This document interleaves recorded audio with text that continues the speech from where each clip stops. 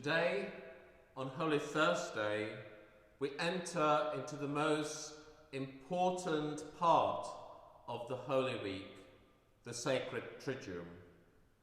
Today, we remind ourselves of the events preceding Jesus' arrest.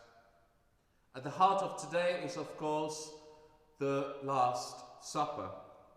Today, we remind ourselves how Jesus sat down with his apostles, with his disciples, in the upper room and instituted the sacrament of the Holy Eucharist.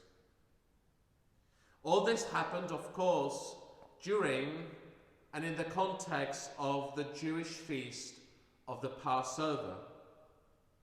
At the Mass of the Lord's Supper, we will celebrate this evening. The first reading is taken from the book of Exodus, and it describes the events that this feast commemorates.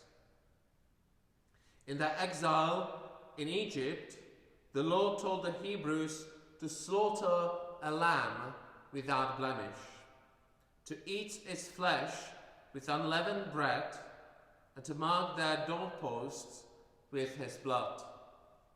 It was that which saved them from death, as the angel of the Lord passed over and strode down the firstborn of the land of Egypt. At the Last Supper, Jesus put himself forward as that lamb without blemish. He is that lamb that has saved us from death by washing us clean with his blood as he shed it for us on the cross.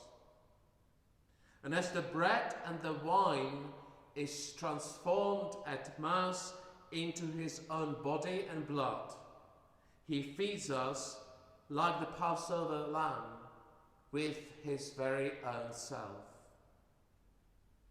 Holy Thursday is often also referred to as Maundy Thursday. The word Maundy comes from the Latin word mandatum. Mandatum meaning commandment. It refers to the words of Jesus as he gave them to his disciples at the Last Supper. And we will hear those words also tonight in the Gospel. If I then, the Lord and Master, have washed your feet, you should also wash each other's feet. I have given you an example so that you may copy what I have done for you. One of the things that is, of course, so iconic of Holy Thursday is the washing of the feet. As Father Jonathan and myself would wash the feet of 12 men, we would all be reminded of Jesus instituting the priesthood in his chosen apostles. Today is a special day when we can pray together for all our priests.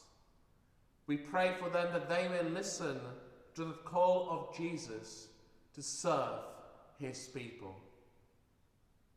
Unfortunately, this year, because of the current circumstances, we have no feet to wash, and we have to omit the rite.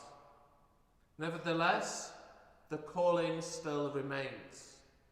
All of us, not just the priests, are called to serve each other, to reflect in our lives that love that we first ourselves have received from the Lord. Love one another as I have loved you. By this all people will know that you are my disciples, if you have love for one another.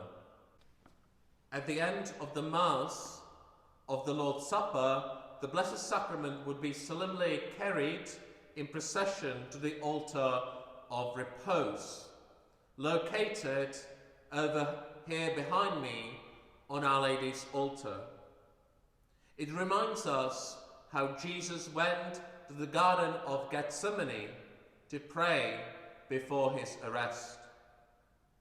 Again this year we are not able to have the altar of repose, and instead the Blessed Sacrament will be returned to the tabernacle.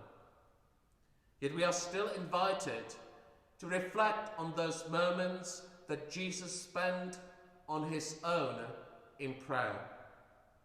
We ourselves are perhaps also alone and scared by what's happening around us. Jesus prayed, "If it is possible, may this cup be taken from me, yet not as I will, but as you will." May these words be also echoed on our lips today. Please join me tonight at 7:30 on our YouTube channel as we will celebrate the Mass of the Lord's Supper. Let us conclude by praying together the opening prayer of this evening Mass. O God, who have called us to participate in this most sacred supper, in which your only begotten Son, when about to hand himself over to death, entrusted to the Church a sacrifice new for all eternity, the banquet of his love. Grant, we pray, that we may draw from so great a mystery the fullness of charity and life. Amen.